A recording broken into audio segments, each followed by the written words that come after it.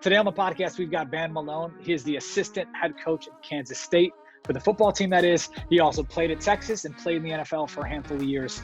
We wanted to bring him on to talk about name, image, and likeness, something that's coming up this summer.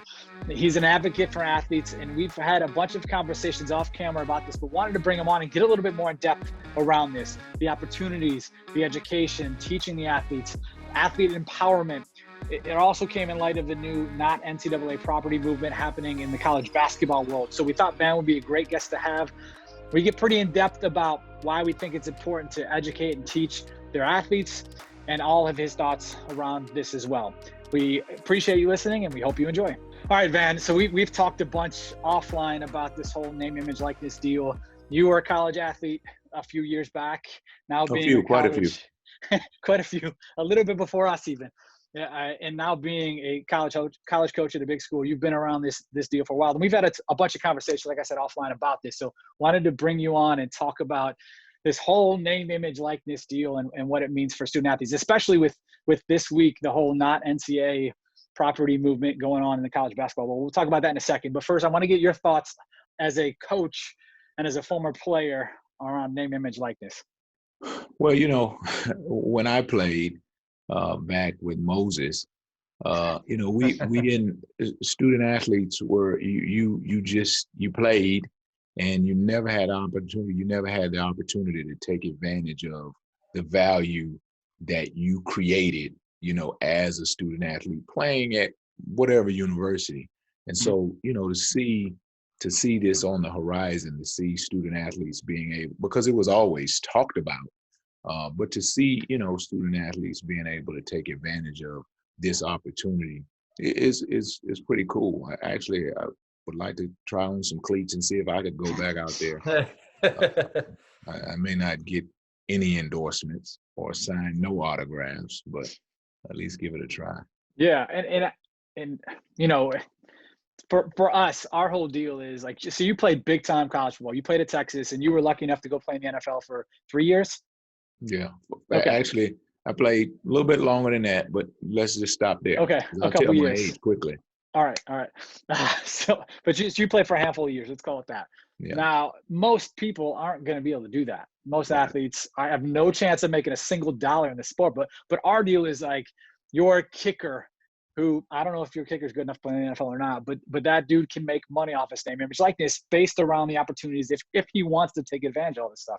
And that's where we think a lot of people aren't discussing out in public form at this point. Well, and I think that's really the cool part of it, is that when you have educated athletes, educated student athletes, they can all take advantage of this. They not just the starting quarterback, but they all have the opportunity to take advantage of their names. You know what I mean? If the starting kicker, and then I always go. Well, I know we'll talk about this later, but I try to get guys to understand the value that you may have, because they will fall into the idea that it's only for the big name stars, and when they realize that you all have a certain type value, and it's kind of sometimes it's tied into the things that you like doing, right? Mm-hmm. Not necessarily your performance on the football field or basketball or the courts, but the things that you may like to do. Yeah, that's our deal, is like, I don't care if you're a football player. I want your social to be football-esque. Talk to me about the workouts, talk to me about games. I know who you are, but I want to know who the person is behind it. I want to know the soccer player, who she is off the field and all that stuff. That's the stuff that really helps build a community.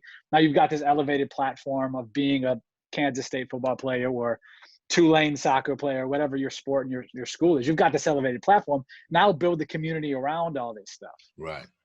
Yeah, even looking at like niche things like kicking, punting, you got like the McAfee show or whatever, where it's like for the brand, like something so small like that. But there's only how many kickers across the country. He would elevate that too, and now you got millions of eyeballs just because you're in some niche like kind of vertical. No doubt. So right, which again, it's not only the guy that we all think of. You know, it's a niche, right? And so there is a group of people who only go down that road. And so you're able to reach those audiences. And again, with the education, with social media, which I didn't have as a student athlete. We didn't have. Right. Yeah. It's not that old. Yeah. So now you have to broaden your vision. You have to realize that you have the opportunity as a student athlete now to reach people worldwide, you know, and football, just using the example of football, is a worldwide sport. But when you think of the other sports, you know, then those sports, soccer's, right, those track and fields, those sports are, you know, when you talk about other parts of the world, you're able to reach fans who that you never be able to reach, you know, without social media, number one. But now you can capitalize on that. I just, like I said, it just ends up being, you know, a cool thing all around. Yeah. What do you say to because there's a lot of people that still aren't on board with this, and even some people that are publicly like, hey, we want to support the student athletes and blah blah blah. We know that's BS. There's a lot of that talk. And that's why there's probably a hiccup in Congress and a hiccup in some of the states and that sort of deal. What do you say to those types of people, whether it's administrators or coaches that are like, you know, I don't like this? Go ahead. Well, there's a part of me that is also reluctant. You know, there's a part of me that is also reluctant, and it deals with the education, right? So, you know, these are student athletes that you are unleashing the world upon. You know what I mean? When I say the world, I'm talking about the nasty people, you know, the people that want to take advantage of them financially. You know what I mean? So there, again, the education, we have to do a great job of educating the student athletes because, you know, I have 3 sons, and I know that neither of those 3 guys is ready to be put out into the world of business, right? To be negotiating their own contracts fairly, you know what I mean? Yeah. And so you run the risk, if we don't do it the right way, of placing our student athletes in harm's way. And so if there's a reluctance for me, it's making sure that we are educating, because our student athletes have a vision of this. You know, they have a vision, and just money coming at their face. It's somewhat distorted. You know what I mean? And it's clearly going to affect. It's going to affect all realms of college sports, which goes down into recruiting, which trickles into high school, and as I prepare for you know, for that next step. So I just think we have to be very careful as we move forward, because you know, you don't want to jump into, and I've heard this in my research of name, image, likeness, that you don't want to leave the college athlete model. You don't want to go into the professional model, right? But there are some aspects that we definitely have to explore, you know. Yeah. And I think to us, Tim and I, to me, there's obviously some potential negative aspects of this. You're going to have people getting taken advantage of. But if I was a musician and I went to Kansas State, I could make money off of my music, right? So that's always my number one argument on this. And then 2 is the education is so damn important, and they don't, you know, there's a lot of, we talk to 35-year-old athletes or 32-year-old athletes who are just the same in the fact that they don't know what the hell they're doing, and they've got somebody guiding them in some direction that's probably not the right direction. So like, it's so important to have them understand what the hell they're doing, why they're doing it, the stuff not to do, the stuff to do, how to build a community, how not, like, there are going to be some people where money's just going to be thrown in their face, and that'll be great for the elite of the elites. But there's lots of people that will have to, if they want to, put in work and create a long-term business. And like I've said this before, when I quit as a player at Bowling Green, I was the 5th corner as a sophomore. I could have made money off my name, image, likeness. I had a pretty good name in the Cleveland, Ohio area. I could have sold a footwork program or a membership or something like that. You know, my vertical had increased a bunch. I could have sold some stuff on that. But so that's why I say it's not like, if you want to put in some work and you want to understand how to use social, you can build from all this stuff. Right. And again, in the education, I tell the players that, listen, man, it's like when you go into the weight room, right?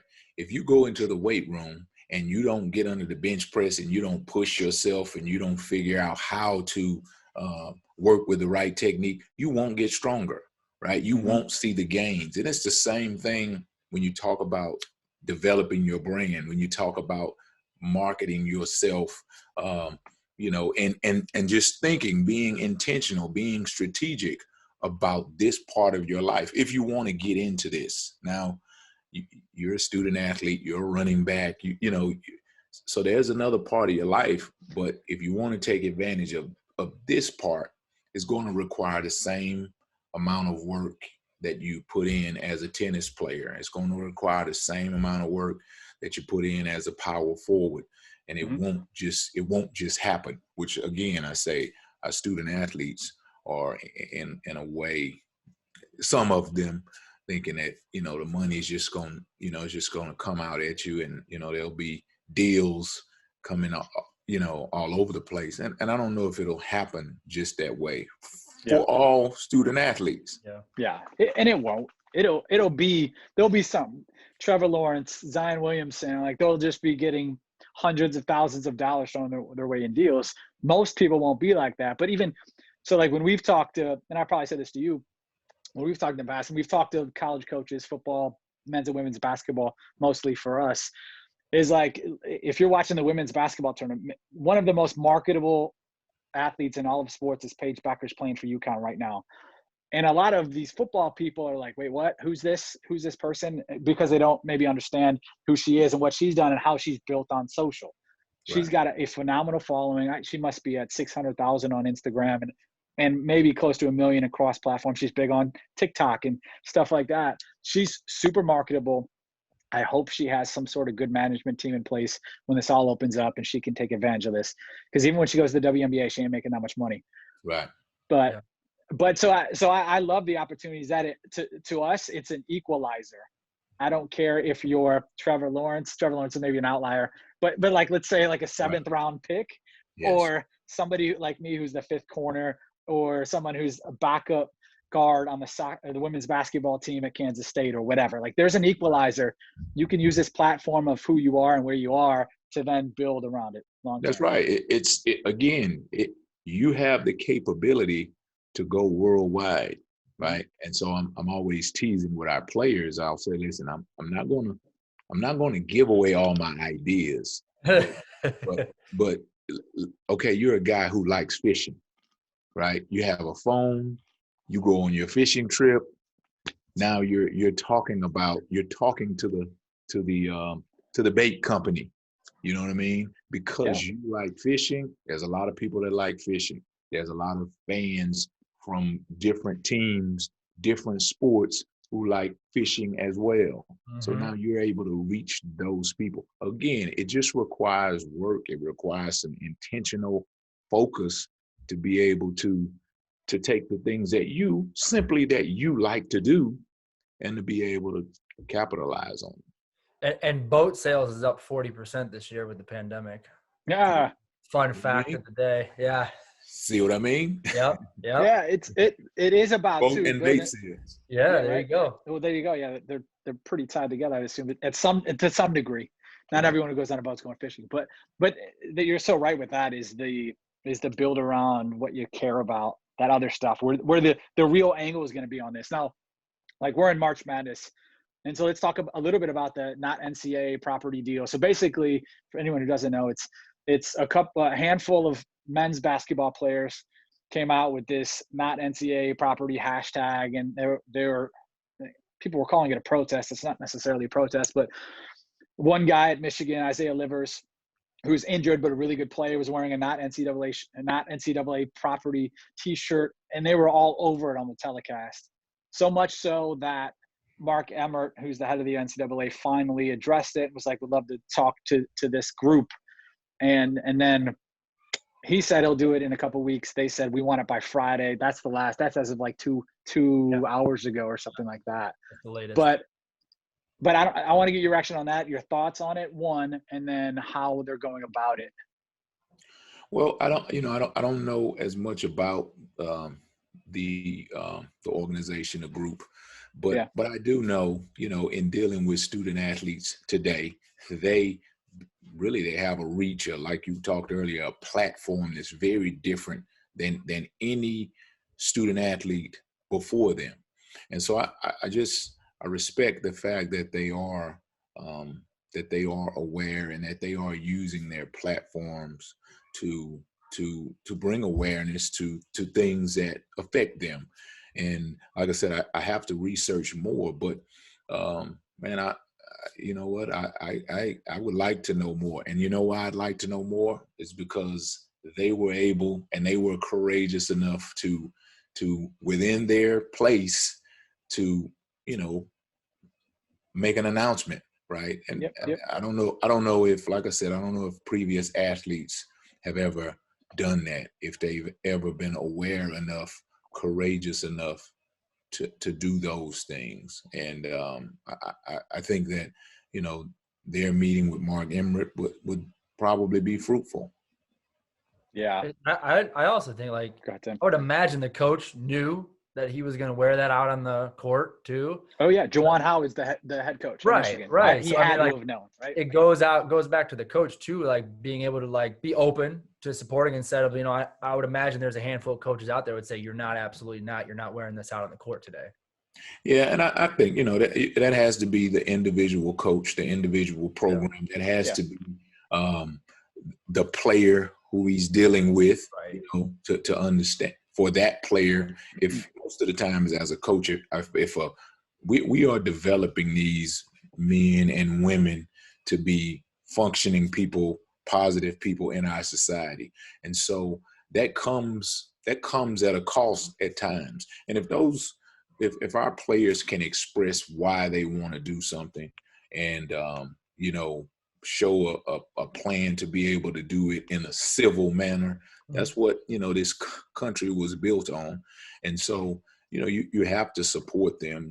You have to educate them, right? And I think, that's the responsibility of coaches, is to educate them to make sure that they are going about things the right way. Because, there's growth that has to happen in this period of we talking about college student athletes, in this period of their lives, and we as coaches take great responsibility in that.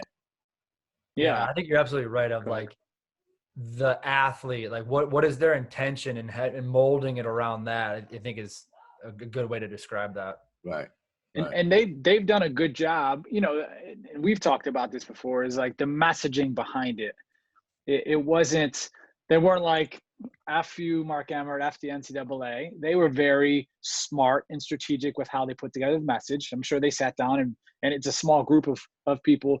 I don't know exactly who's involved. They keep naming 3 basketball players. And I'm sure there's a lot more than that behind the scenes, but they've done a great job of creating that message in a manner that it's not combative. Right. And I don't think you want to do that. You because, the minute, and again, that's where coaches come in. Yeah. That, when you become combative, when you become belligerent, then people stop listening and your message is lost in that. And so, like I said, I'm excited to kind of learn more about it.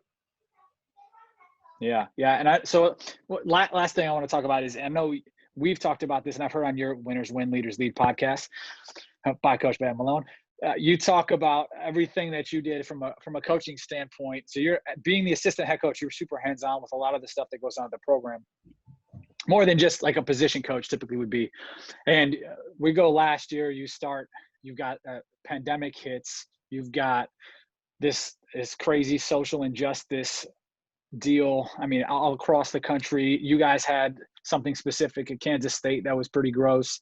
And now this whole name, image, likeness, and we're really starting to see a difference in how athletes are viewing themselves, I think, and the power behind that. So you alluded to it a little bit, but talk to us a little bit about how you're coaching athletes, your specific athletes, around all of this stuff. And before they just are like, screw this guy or F this person or whatever, how are you trying to help them, guide them in their messaging? Again, I go back to this athlete. They're more socially aware. They're much more informed because they can pick up their phones and Siri can tell them anything about everything. Mm-hmm. And they have YouTube videos and they are connected to one another all over the country, across different sports. They're on different platforms. And so you have to operate with this athlete in a different way than you operated with my era of athlete, because my era of athlete, they did it because you said do it. And if it was wrong, if it was right, they just did it. And even at times when they didn't necessarily agree, they still just did it. And so this athlete is a different athlete. This athlete recognizes the level of exposure. They recognize what you said earlier, the platform that they have. Again, they're more socially aware. And so you, as a coach, as a leader of these athletes, you have to come with, you. First of all, you have to hear them, right? You have to be willing to listen to their ideas, their thoughts. I think that's very important to this era of athletes. And then you have to I think you have a responsibility to educate them, right? With your experience, and, share with them that you do understand ABC. You see it this way, but maybe it'd be better to go about it this way rather than the way you're trying to go about it. And I won't say keep them out of trouble, but when I was young, right, even though I was a compliant athlete, but when I was young, I could get fired up and start rolling in a different direction, right? Because you're at that stage, you're invincible, right? And you don't necessarily think about what might come tomorrow. And so I think it's important as coaches, as leaders of these young men and women, that we allow them to express, but we have to make sure that, in their process, we don't allow them to do things that, tomorrow they may regret, you know what I mean?